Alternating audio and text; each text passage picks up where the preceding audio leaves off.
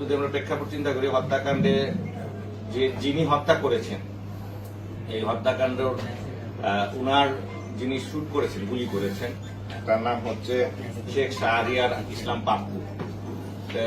বিগত 2013 সালে এই পাপ্পুর চাচার হত্যাকাণ্ডে এই গোলাম রব্বানী টিপু তার জড়িত থাকার যে এটা আছে এবং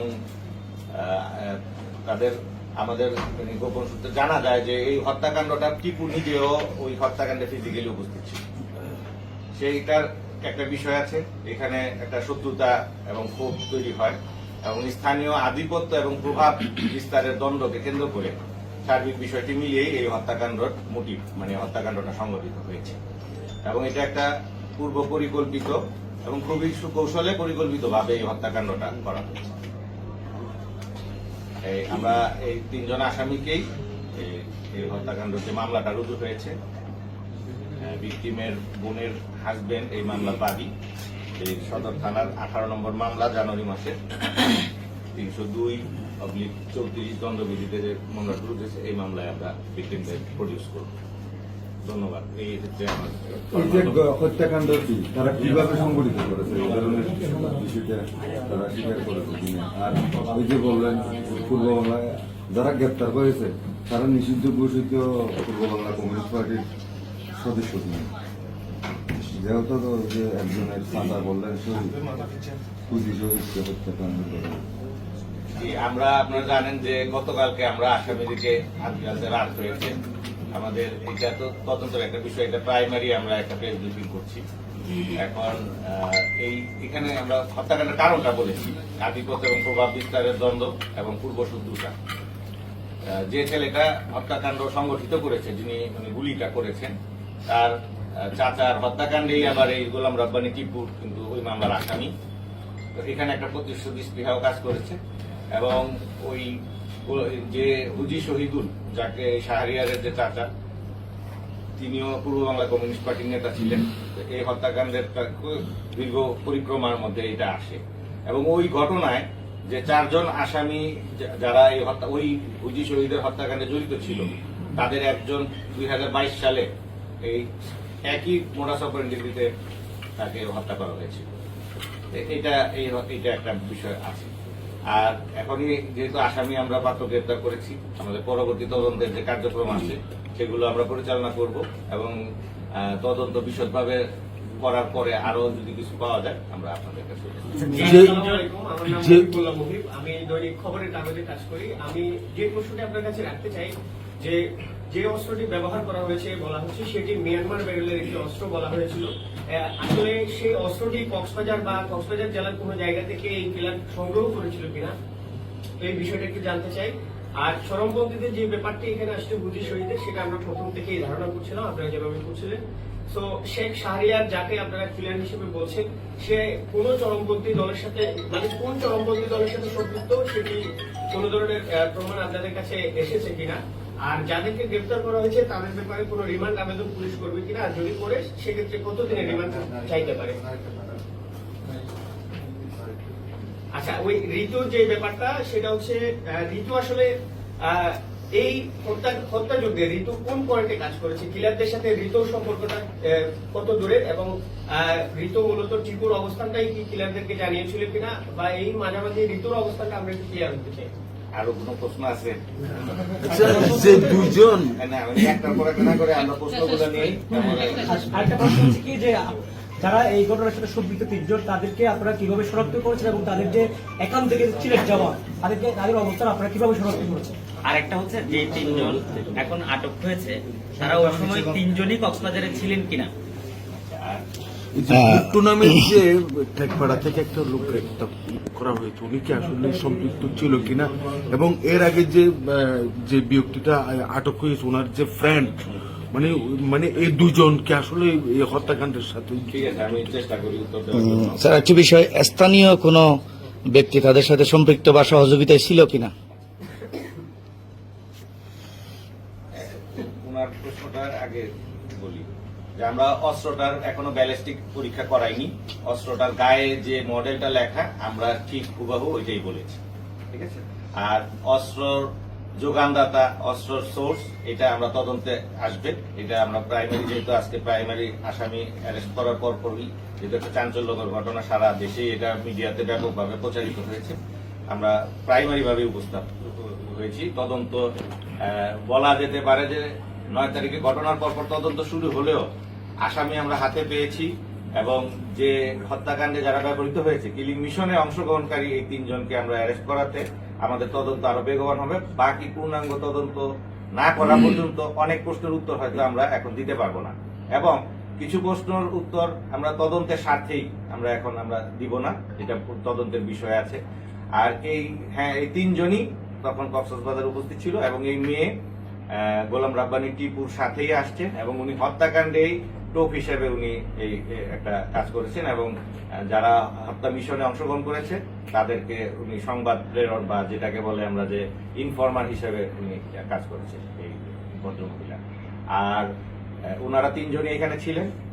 এই শাহরিয়ার ইসলাম পাপ্পু, উনি হুজি শহীদুলের ভাতিজা এবং উনার নিজের পূর্ব বাংলা কমিউনিস্ট পার্টিতে সম্পৃক্ততার আমরা এখন পর্যন্ত ওই রকম আমাদের হাতে কোনো তথ্য প্রমাণ নেই। আর গোলাম রসুল যে আসছেন, এটা পাপ্পুর সহযোগী হিসেবে আসছেন এবং তারা একই মেন্টালিটি এবং একই মতাদর্শী বলা যেতে পারে, যেহেতু তার বন্ধুর পারপাস সার্ভ করার জন্য এসেছেন। এবং এই হত্যাকাণ্ডে আরো বেশ কয়েকজনের এখানে কক্সবাজারে অবস্থানের পাওয়া যায়। আর যে বিষয়টি আছে যে উনার সাথে আরেকজন ওয়ার্ড কাউন্সিলর আসছেন, আমরা তার অবস্থানটা এবং তার আসার কারণটা আমরা খতিয়ে দিচ্ছি, তদন্তের মাধ্যমে পাওয়া যাবে। এবং কক্সবাজারের একজন বুট্টু নামের একজন গ্রেফতার আছে এই সন্দিগ্ধ হিসেবে, আমরা তার কোনো সম্পৃক্ততা আছে কিনা এটাও আমরা তদন্তে খতিয়ে দেখি। স্যার, একটা প্রশ্ন, সেটা হচ্ছে আমরা যেটা জানতে পেরেছি যে নারীকে আপনারা আটক করেছেন, তার হাজবেন্ড হচ্ছে কি র্যাবের সাথে র্যাবের সাথে বন্দুক যুদ্ধে নিহত।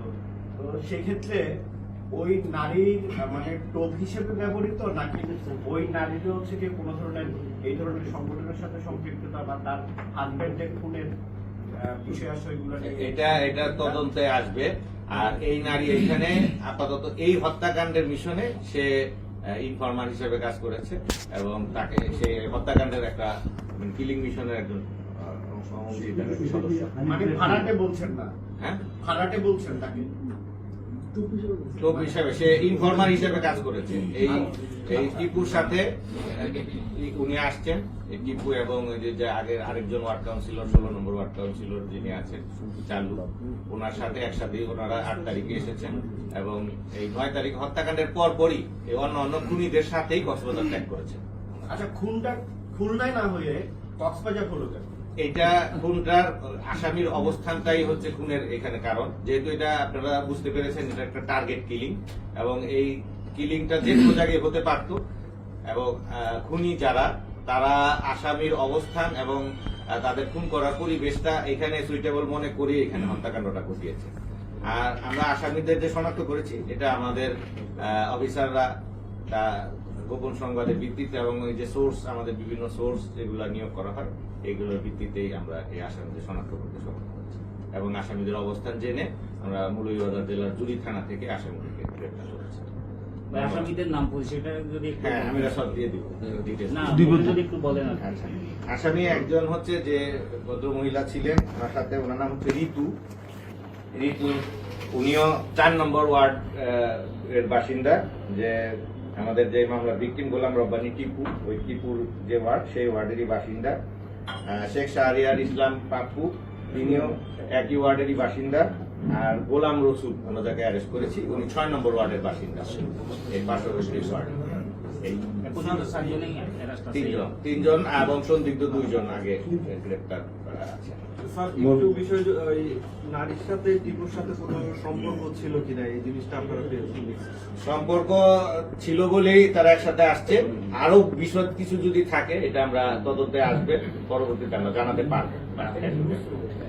স্যার, এটার সাথে রিলেটেড বিষয়টা সেটা হচ্ছে গিয়ে এই যে খুন এবং হচ্ছে যে চিন্তা, এইসব বিষয়গুলো নিয়ে পর্যটকের একটা বিরূপ প্রভাব পড়ছে পর্যটকদের মনে।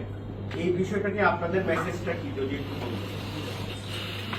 এখন পর্যন্ত কক্সবাজারের যে পর্যটন যে শিল্প, এই শিল্প নিরাপদ আছে এবং কক্সবাজারের পর্যটকরাও নিরাপদ আছে এবং আমরা কক্সবাজার জেলা পুলিশ আমরা খুবই কমিটেড এবং ডেডিকেটেড। আমরা আপ্রাণ চেষ্টা করে যাচ্ছি কক্সবাজারের ভাবমূর্তি সহ পর্যটন ব্যবস্থাকে একটা উন্নত মানের স্ট্যান্ডার্ডে নিয়ে যাওয়ার জন্য আমরা বেশ কিছু টুলসও এখানে আমরা কাজ করেছি এবং পর্যটকদের যে নিরাপত্তা সংক্রান্ত ছাড়াও পর্যটকদের ইজিনেস মানে স্বাচ্ছন্দ্যের জন্য আমরা কিন্তু কাজ করে যাচ্ছি এবং পর্যটকদের পর্যটন ব্যবস্থাটাকে আকর্ষণীয় করার জন্য আমরা জেলা পুলিশ কাজ করে যাচ্ছি। এছাড়া কক্সবাজারে জেলা পুলিশের পাশাপাশি কিন্তু পর্যটকদের জন্য টুরিস্ট পুলিশ মানে কাজ করে যাচ্ছে এবং ব্যাপক ভূমিকা রাখছে। স্যার গতকালকে কয়েকটা ছিনতাই ঘটনা করেছে, একজন নারী টুরিস্টের একদম বাড়ি এখানে বুকে বড় ধরনের আঘাত আছে ছিনতাইকারীরা। কক্সবাজার সদর হসপিটালের সামনে রাতে একটা ছিনতাই ঘটনা করেছে, কালকে 5:30টা ছিনতাইয়ের ঘটনা আছে। এই ব্যাপারে আপনি কি বলবেন? এটা এখন মানুষ রাস্তায় বের হতে মানে আমরা জানেন যে পুরো কক্সবাজার শহরটা সিসিটিভির আওতায় ছিল এবং আমাদের এই জেলা পুলিশের পুলিশ সুপারের কার্যালয়ের কন্ট্রোল রুম থেকে এটা আমরা কন্ট্রোল রুমকে কন্ট্রোল করা হতো আমাদের। তো 5ই আগস্টের পরবর্তীতে এই সিসিটিভির যে অ্যাক্সেসটা আমরা হারিয়েছি এবং আমরা গত 2 মাস আগেই এই যথাযথ কর্তৃপক্ষকে আমরা এই সিসিটিভি ক্যামেরার একটা এস্টিমেট করে তাদেরকে দিয়েছি যে দ্রুতভাবে সিসিটিভি ক্যামেরা